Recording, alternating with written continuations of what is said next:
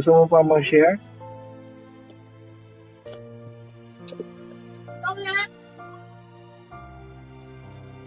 In-invite na po ni Brother Red.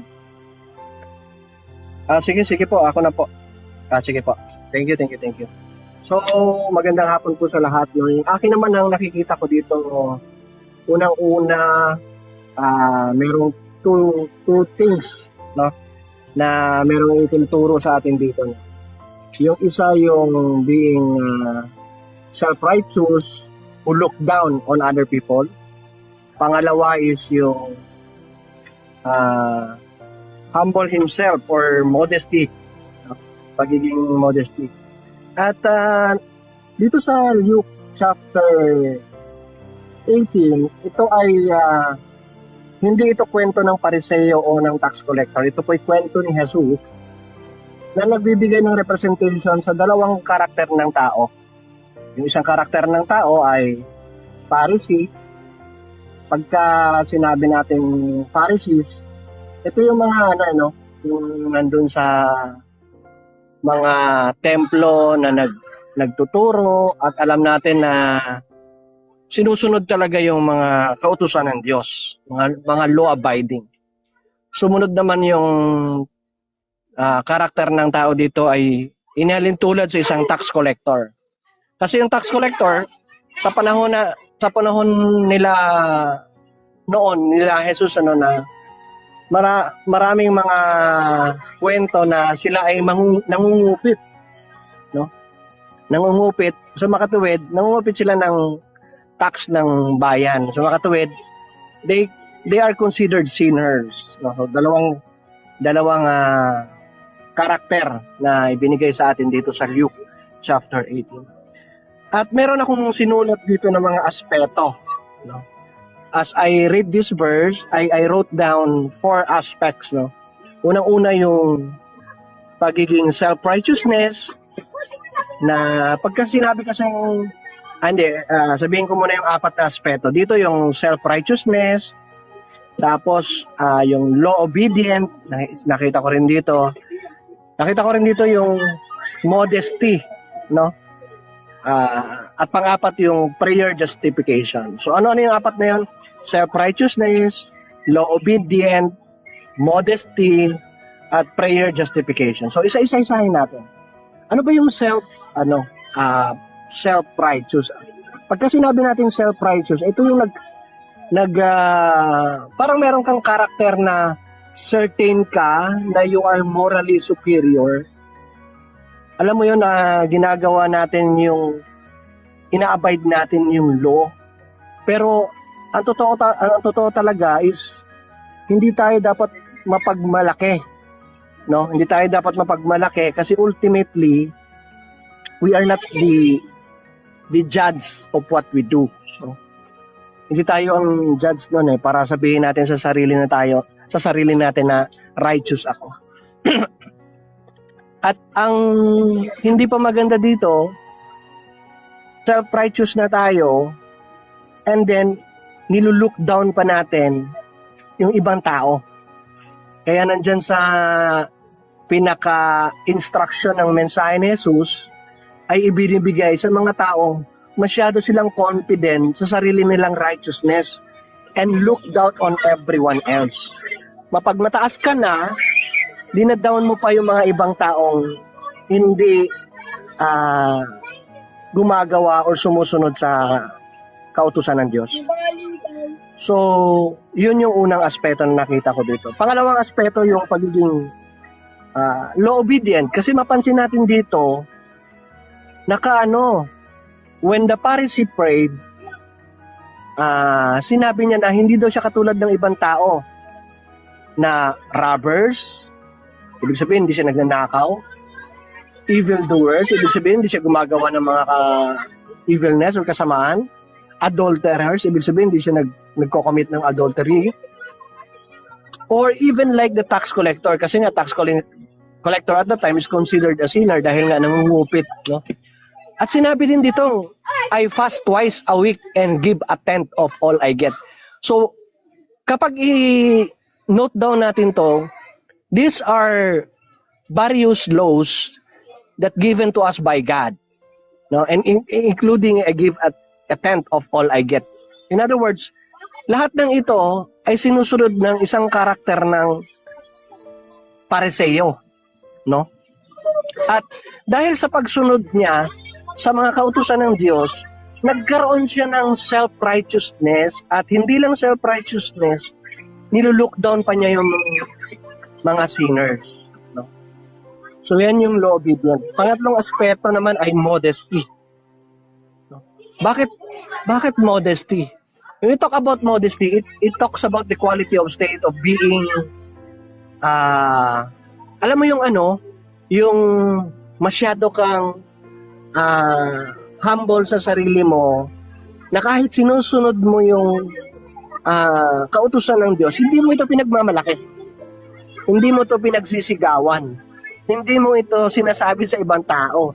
Kasi after all, it's not between you and other people around you, but it's between you and God. Nothing else. Kaya hindi siya dapat ipagmalaki sa kapwa-tao na because of sinusunod mo yung kautusan ng Diyos, you are obedient, ay nawawala na sa iyo yung modestia or nawawala na sa iyo yung pagiging humble. Kasi pag nawala sa iyo yung pagiging humble, papasok ngayon yung pagiging self-righteous mo. So yan yung mga iwasan natin. Yan yung yung apat na aspeto. Ang limang aspeto ang nakita ko dito is yung prayer justification. Ano bang ibig sabihin ng prayer justification? Yung prayer na justification is, how assured are we that as we pray to God, we are justified?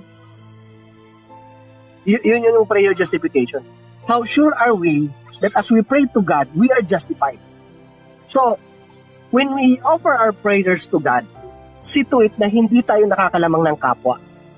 See to it na hindi tayo nangingibabaw sa iba. See to it that we are not self-righteous, but we are humble. Because in verse 15 said, for all those who exalt themselves will be humbled, and those who humble themselves will be exalted. So, ang ganda lang ng topic na to. Kasi, most of us are trying to question others' believers and others' faith. Katulad sa napag-usapan kanina, doon sa speaking in tongues, ang tanong ko doon is, will it justify our faith when we question other people's gift na ibinigay sa kanila ng Diyos? Does it justify our faith? Halimbawa, meron tayong i-insist sa kanila na something of what we believe in, na nababago ba yung ating pananampalataya? Na nababago ba yung ating pananaw? So, yun yung dapat nating isa din, no? Na let's not try to look on others, but look deep within us, in ourselves, look deep within. Yun ang dapat nating unahin bago pa yung ibang tao. Sarili muna natin ang unahin natin bago yung ibang tao. So ito yung nakita ko ditong parable na binigay ni Jesus in the form of a two character, which is the Pharisee and the tax collector. Yun lang po mga kapatid. Maraming salamat at magandang gabi. Magandang hapon pala. Sorry. Share mo. Thank you so much. So ayun, natapos na po tayo sa ating topic. Siguro, hindi ko alam kung meron pa tayo mamayang gabi. Pero bago po tayo mag-end ng live, any words from all of us as a nasa guest? Siguro pag-pray natin yung Kuya Oni. Si Brother Paul? Yung father ni Brother Paul. Yung Apa. Yan.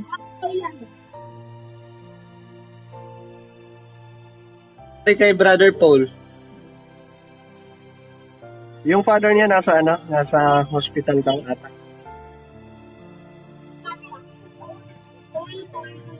Humihingi ng prayer kasi. Okay ka na, Brother Ed? Salamat sa sharing. Magpakumbaba tayo sa harapan ng Diyos. Dahil wala naman talaga tayong I pagmamahal. desire mercy, not sacrifice. Ayan. Wala na yata si Brother Paul. Wala na. Tama. Kuya Onim, ang laki, impact Sabi pa nga ng namin, message. desire mercy. Ate, Sister Veronica? Ang laki ng impact ng message mo. Ay, salamat sa Diyos. Very good. Salamat sa Diyos. Talagang ang pinakita mong message is divine viewpoint and divine knowledge from the Lord. From your message, yung pag-explain mo. I salute, Kuya Onim. God bless pa. Guys, meron kaming church ng 3:30, so maybe short any short message.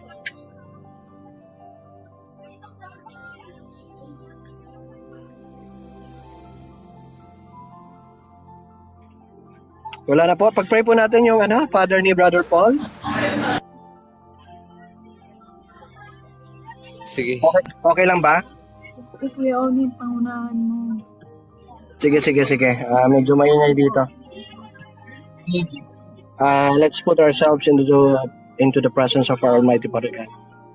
Lord, maraming salamat po once again, Lord, sa pagkakataon that we gather here on TikTok Live so that we may be able to read your word, God, and that we may be able to share one another and to have fellowship with one another. Lord, we thank you so much for your wisdom, for your Holy Spirit, that you continue to provide us your counselor, your Holy Spirit, to guide us always, Lord, to bring us knowledge and learnings, Lord, as we study your word, God. Lord, we thank you as well, Lord, to all our guests who come up here to bring forth their insight and their sharing, Lord. We thank you so much for their lives, Lord, and as well as our viewers and listeners on the comment section, Lord. We pray for your blessings and protections every day, Lord. Lord, we also you say it in your word, oh God, that one or two gather together, you are in there, God. Lord, in this time, oh Lord, we pray to you and we ask for your mercy on healing, oh God, to the father of our brother Paul, oh God, who is right now in the hospital, Lord. Lord, we pray for your goodness, Lord. We pray for your love and mercy may abound on him, on our brother Paul's father, Lord.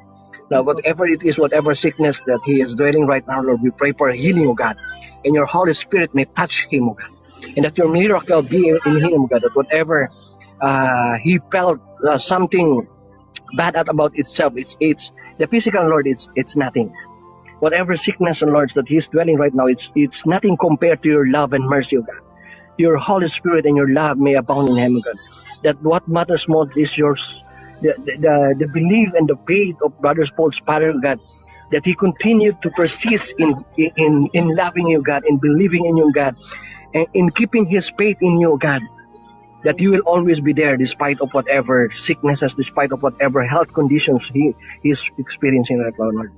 Lord, we pray to all the to Brother Paul and his family, Lord, that they may continue to stay strong in their faith of God, that they may continue to pray and worship you, Lord, as they are facing these challenges of our physical conditions, Lord. Lord, we thank you and we pray together, Lord, for healing, oh God, and for recovery on Brother Paul's father's health, Lord. So once again, we thank you for this opportunity, Lord. In this we ask through your Son, Jesus Christ, our Lord. Amen and amen. Amen. Amen. Amen and amen. Amen. Amen.